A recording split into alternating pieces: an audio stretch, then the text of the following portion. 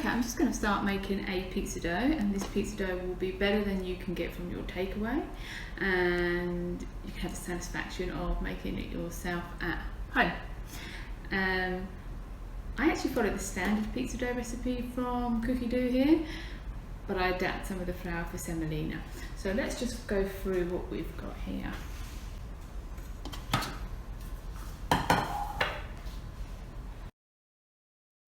Okay, so now we're going to start making our pizza dough.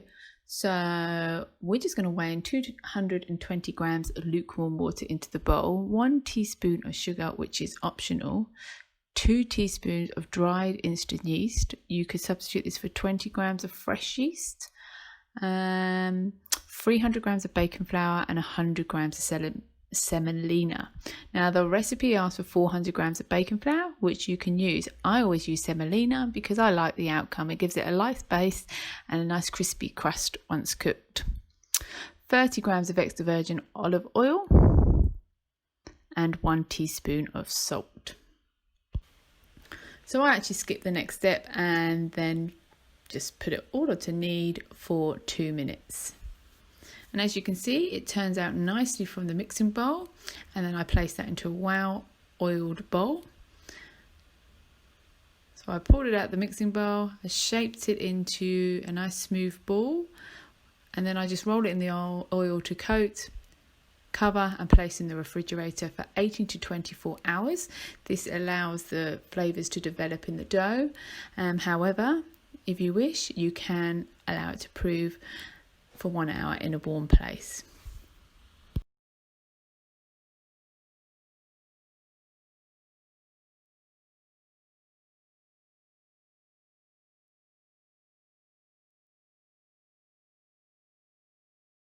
So now our dough is ready. So I'm just going to generously dust the work surface with a mixture of semolina and baker's flour. I'm just going to shape that in a nice ball and use my cutter to divide that into 2.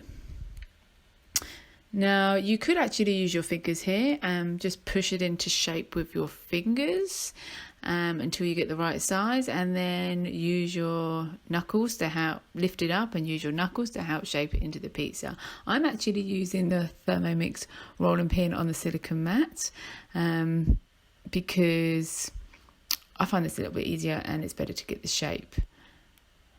Okay, so I just sprinkled my rose gold tin there with some semolina and flour, and then I placed my pizza straight onto the tray where I have pricked it with a fork. So what I'm just spreading over the top here is actually my passata that you would have seen in a recent post.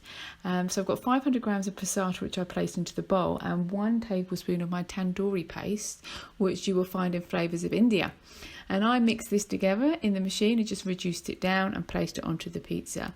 On the top of the pizza, I've actually made the tandoori chicken from Flavours of India, had some left over, so that's just going to go on the top of there. And then I've got some red onion, which I've sprinkled on the top. And I also popped some chilies, but that's optional. You could put some capsicum, you could put some mushrooms, you can really put on what you wish. And then I finished it off with a mixture of mozzarella and cheddar cheese.